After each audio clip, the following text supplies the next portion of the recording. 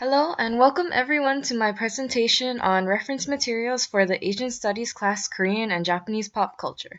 I hope you enjoy! To start off, my name is Chelsea Suzuki. I am currently a Library and Information Science graduate student at UH Manoa with an avid interest in J-pop and Japanese youth culture in general. So if anyone wants to talk about that, feel free to contact me at any time. That's my email address over there. So hope that's good. This course, Korean and Japanese pop culture, is a part of the Asian Studies track.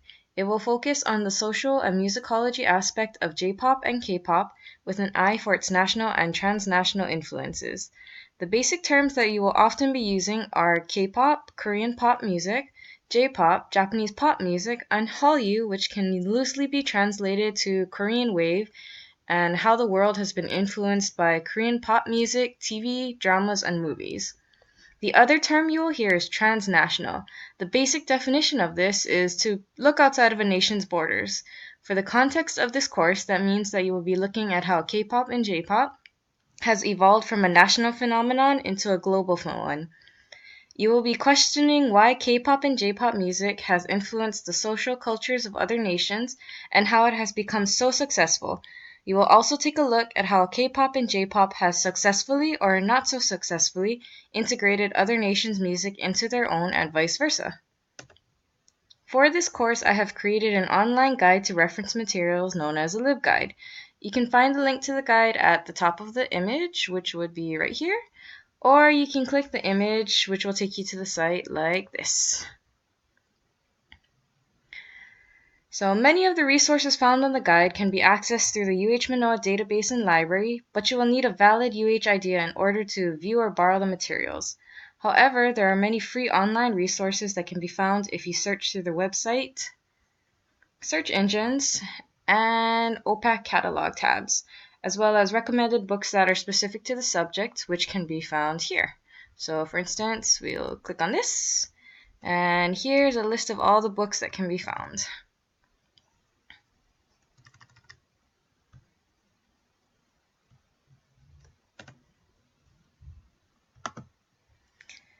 At the top of the page in each section, you will see a key that breaks down the notations in the title bars, like so.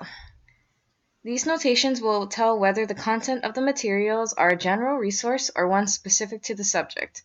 It will also note whether it is freely accessible online or if you need a subscription. For example, if you look in the database section, you can see that next to the title is Contemporary World Music here, and Bibliography of Asian Studies here, there are two key notations in parentheses next to the databases, here and here. Contemporary World Music has an S next to its title versus Bibliography of Asian Studies, which has a G next to the title.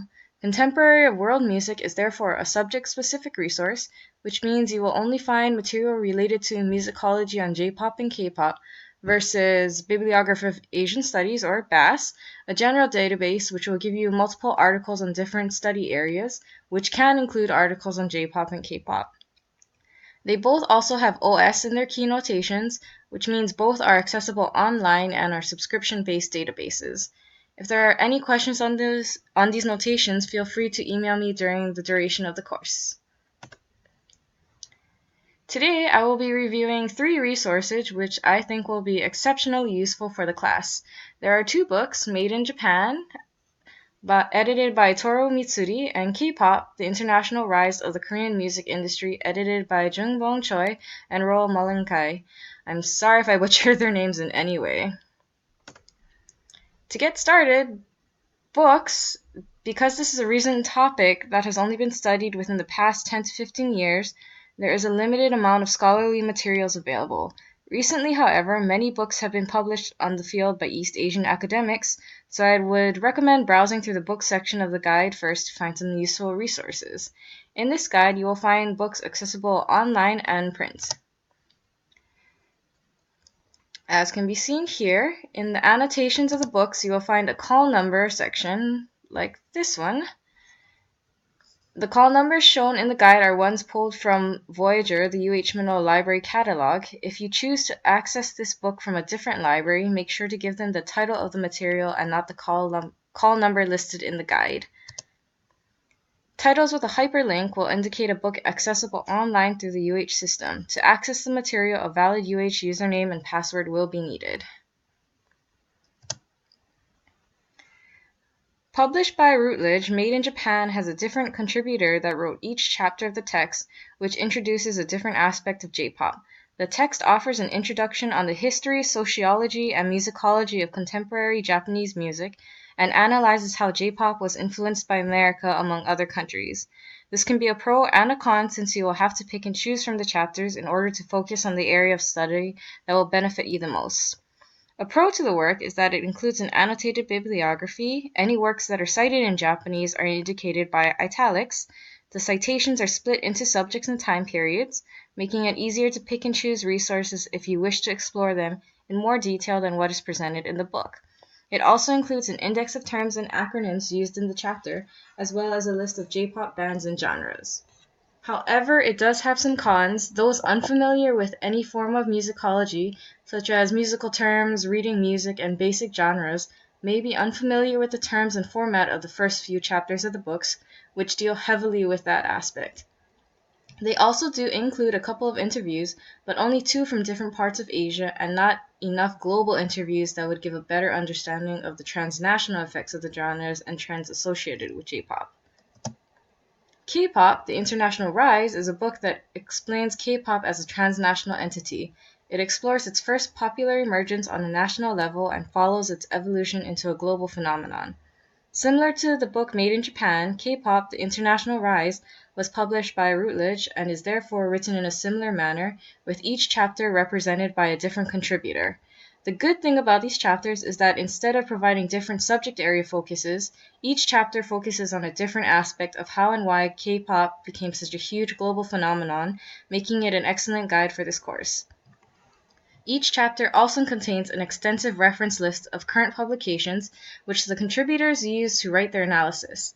A majority of these resources are media clips or analytical videos that can be found on YouTube, which make them easily accessible. The only downside to this resource is that the book talks about the global effects of K-pop on a general level without much of a literal focus on any one country except for Australia.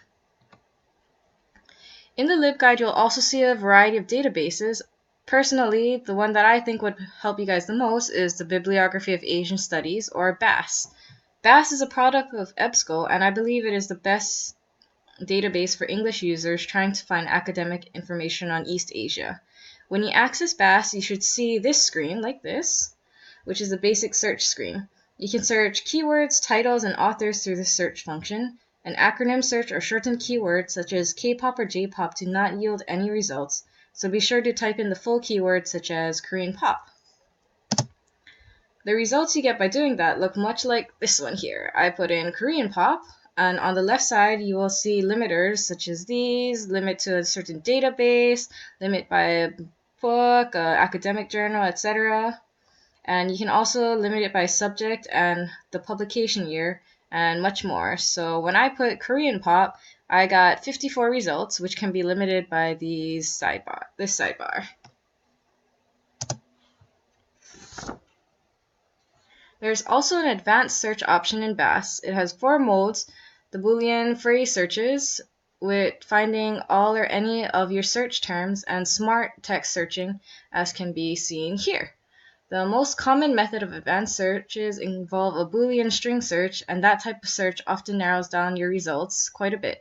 The Boolean search string can use something like Korean and culture, Korean or Japan culture, and it also, if you ever get confused on what each mode means, you can click on the question mark icon seen here, which will bring you to a detailed overview on each mode and more, as you can see on this right-hand image. So you'll see the breakdown for each type of search mode, as well as basic searches or your search history, which we will discuss in just a second. So for example, a Boolean search string can look like this: Japanese pop and globalization. And like the basic search, you can use the limiters found on the left sidebar to narrow down the results further if you like. When I did this search, I put in Japanese pop and globalization, as you can see here, and I came up with 1 result. The last type of search in BAS is the search history option. If you want to retrieve a search you've already inputted, you can use this option, which can be found underneath the search bar, like so. It will pull up all previous searches, what type of search mode you used, any limiters that were used, as well as the number of results your search pulled up. It is a very useful tool when trying to recall any previous data you may be looking for.